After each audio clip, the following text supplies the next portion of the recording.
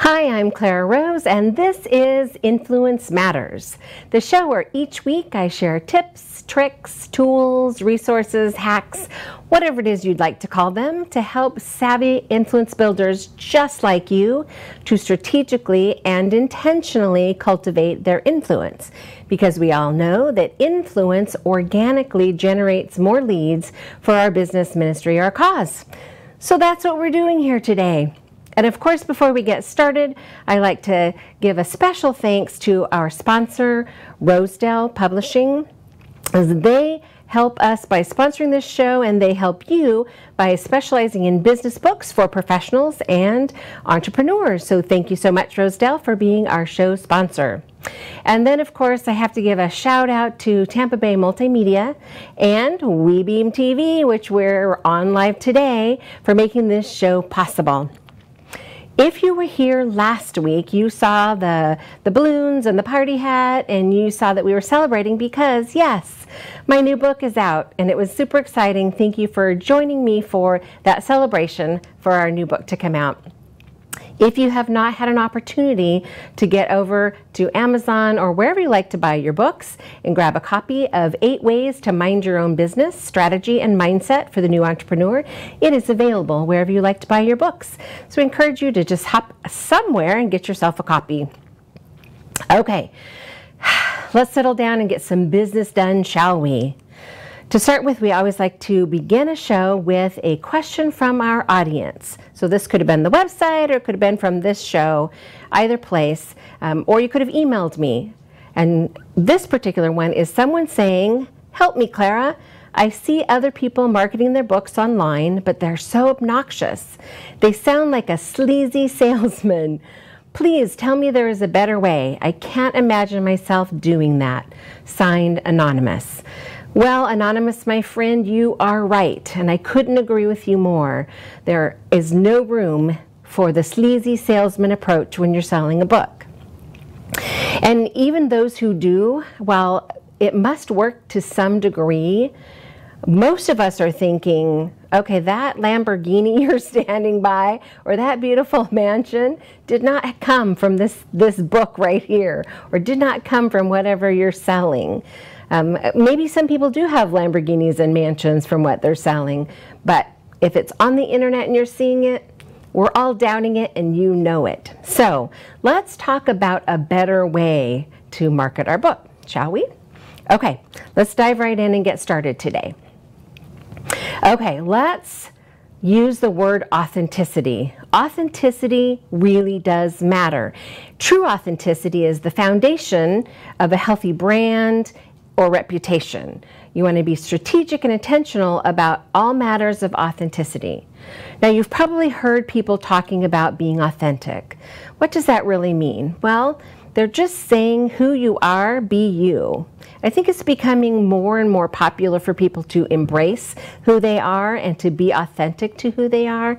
There's still that little piece of us that makes us doubt ourselves and think, why would anybody listen to me? What do I have to say that anyone's going to pay attention to? So it might be tempting to try and be something you're not visually to other people. I guess social media makes it easy for people to be that way. Now there's some folly in that, and so we're going to talk about authenticity and matters of authenticity today, and the importance and the power of being authentic when you're branding yourself, which is your brand if you're an author, or your business if you also have a business, and of course your book. let's talk about this. So these are the things we're going to cover today. Fake matters, word matters, culture matters, because true authenticity is your strong foundation. So we'll come back to that a couple times, but let's get started on the first one. Fake matters. Fake, fake, fake. We've all seen it. Fake is obvious though. You know, it's not always at first, but time will reveal the truth. And it's really hard to recover from a deception. So if you start out deceiving people, somewhere down the line, when the truth comes out, embarrassing, I'm sure, but really hard to recover from it. I'm going to give you an example. It's been a lot of years, and I'm not necessarily a network marketing kind of person.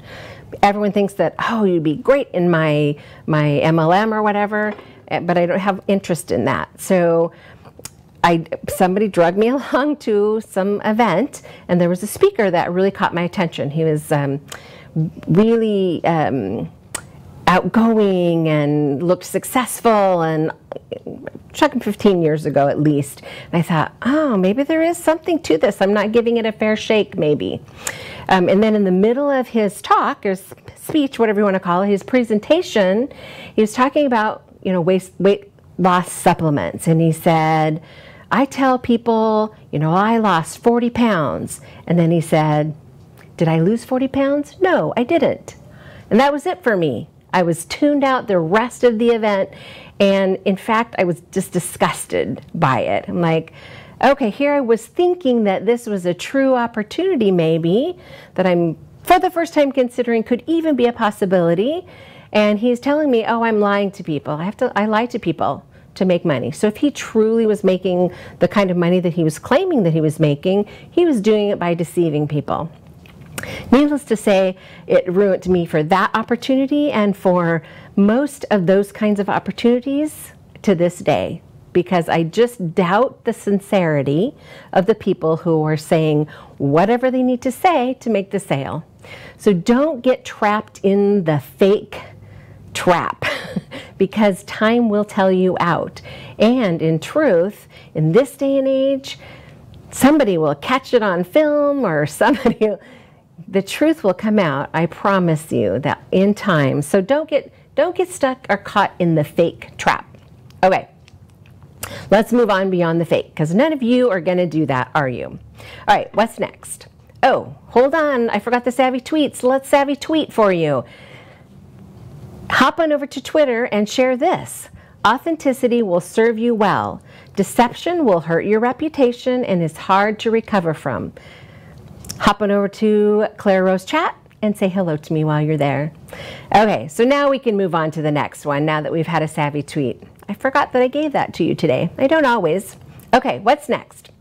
So number 2 is the power of the word. Words have power. We all know this to be true. Written and spoken words have a lasting impact.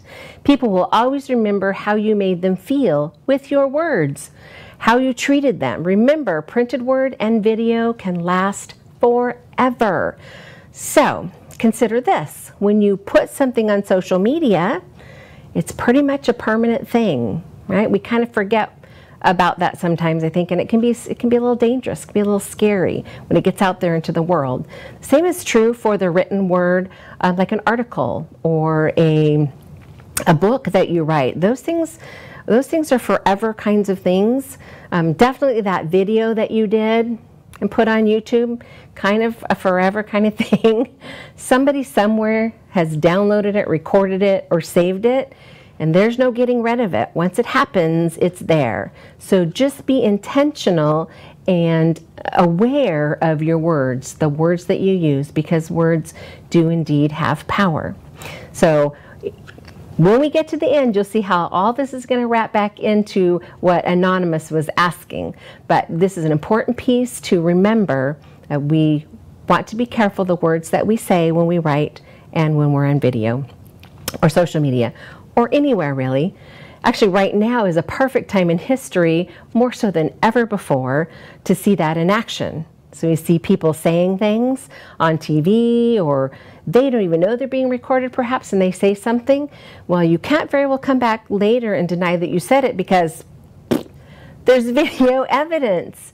There's no recovering from something that's been said and someone captured it in some way. So that just means we need to be more careful and more intentional about the words that we use, especially when we're marketing our brand, us as an author, or our business, if we're trying to build a business as well. We're, of course, talking today specifically about your book and marketing your book, but this absolutely applies to other things as well. So don't be sucked down that rabbit hole of writing something that you regret later. Okay, and of course I have another savvy tweet for you because I think they're an important way to get your news out there. Hop on over to Clara Rose Chat and say, be intentional about the words you use. They have power to create or destroy and can live forever. Yikes. Do you want what you're saying online currently to live forever? Too bad. It's going to live forever anyway. Okay, let's move on. All right, number 3 is culture. Culture is alive. Now, I'm not talking about the culture that is from your ethnicity, where you grew up, the environment you were in. I'm talking about the culture that you create for your brand or your organization, or for you as an author. You can let it create itself organically, but you might not like the results that you get. So I have a good example for you.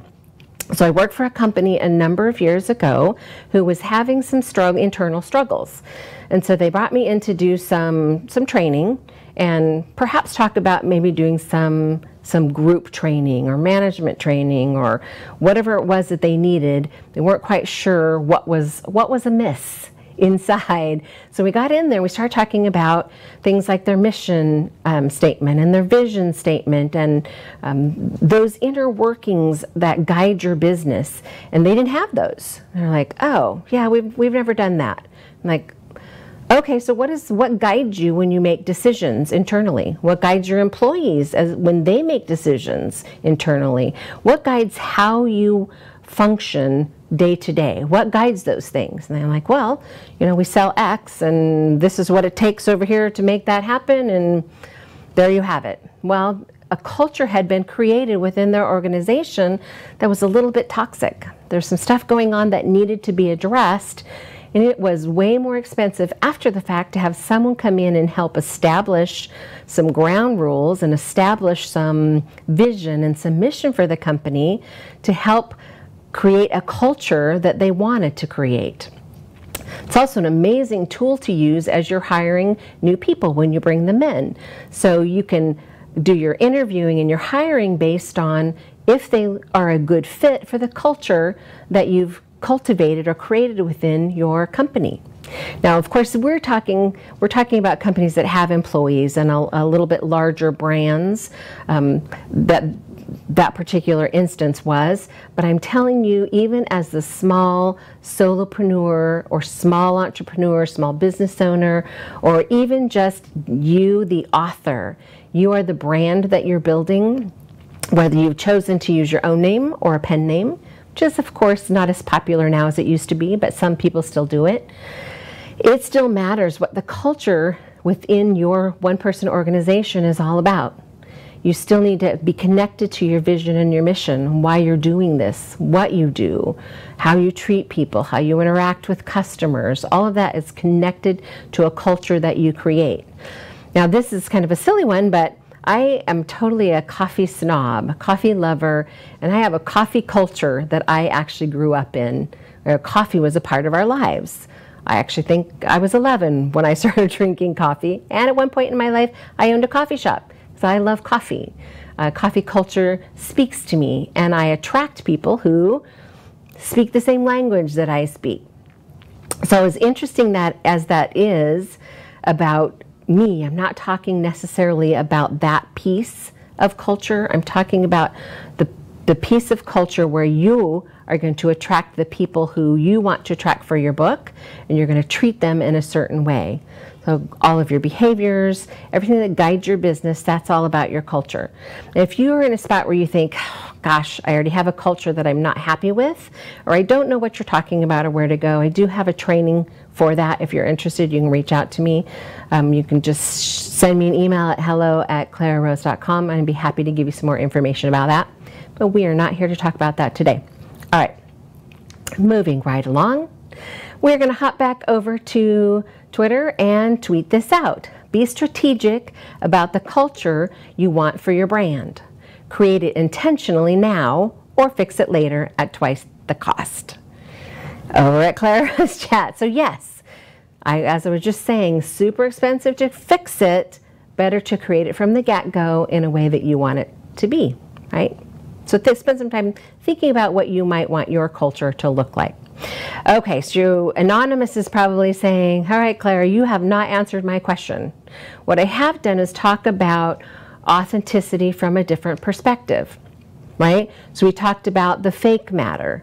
We talked about words and how they matter. Talked about a culture and how your culture matters. Those are just pieces of parts of having true authenticity, which is a strong foundation for what you're trying to build. If this is your only book, you may be building it around your business, and it's a means to an end for you. I like to say this to my clients, and I've said it to you before as an audience, a book is a tool. So knowing what you want that tool to do for you is important from the get-go. Being authentic to who you are is going to attract the right people, the right followers for the work that you create, not just in your book, but in your business as well. So that's some food for thought for you.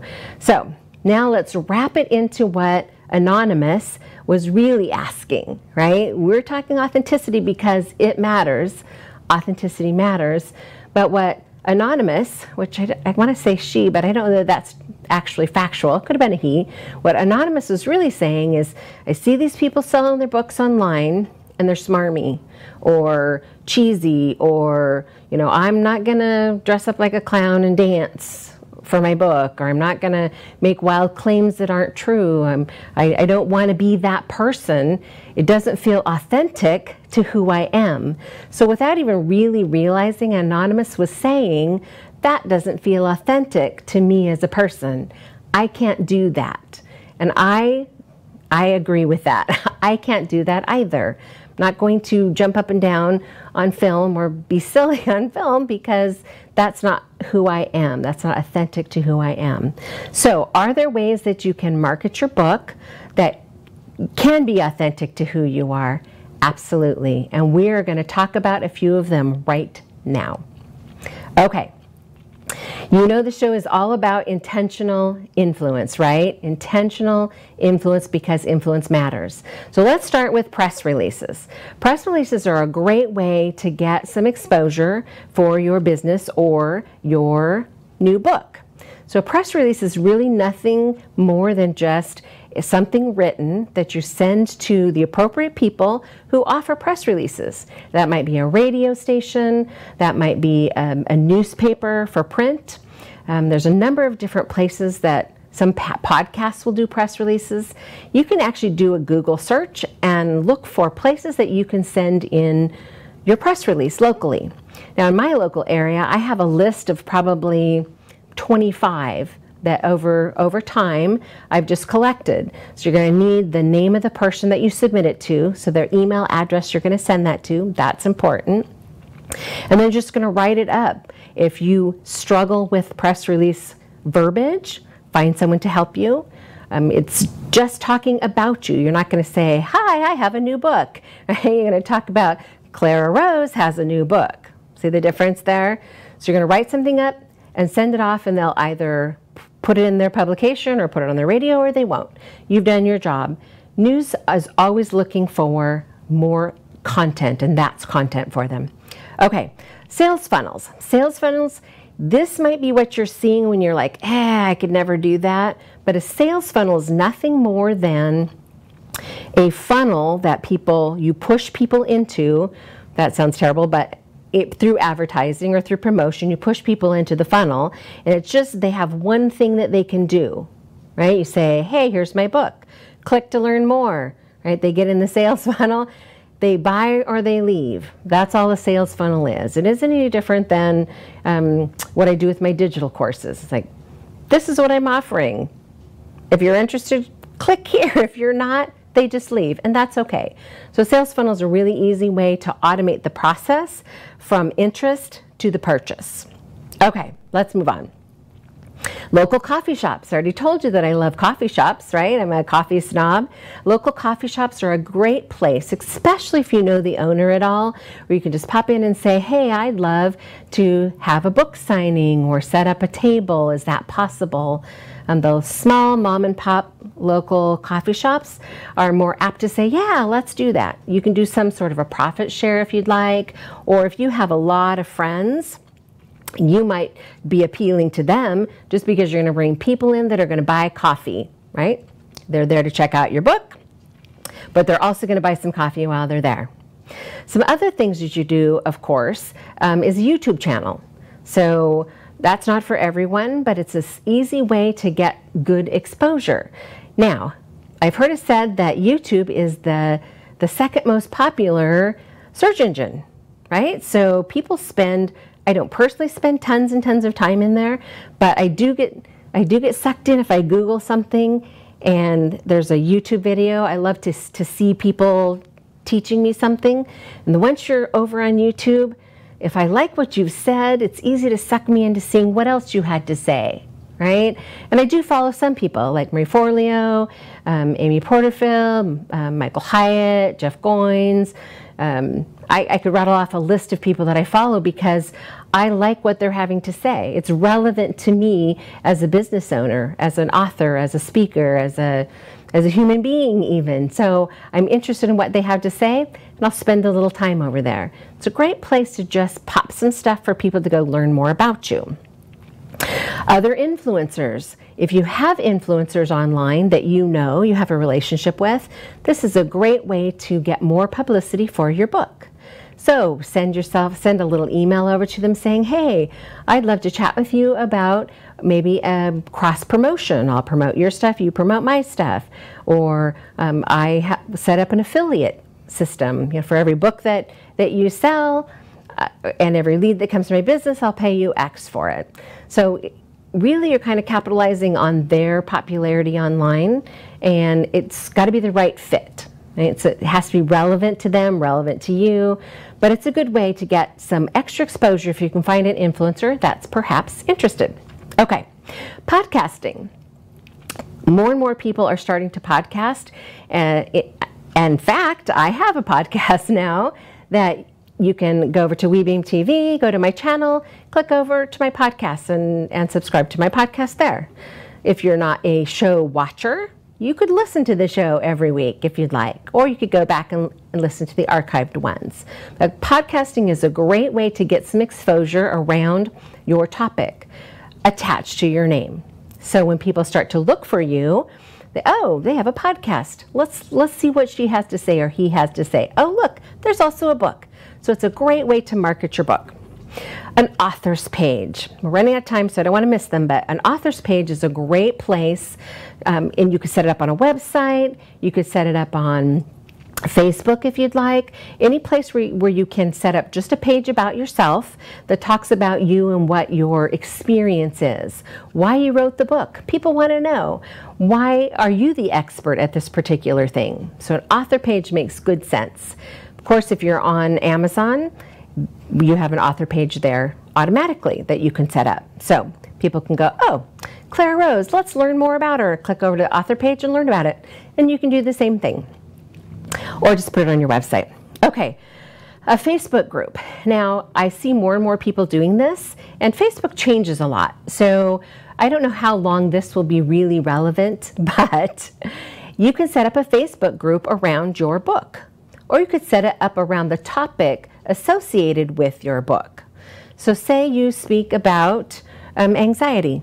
If anxiety is your topic, like Amy Debrick, her topic is anxiety, fear and anxiety, dealing with fear and anxiety, overcoming fear and anxiety. She has a great story, and she has a book coming out. So she has a podcast, she has a Facebook group, a place where people can connect and learn from her, and then when her book comes out, that's a natural audience for her.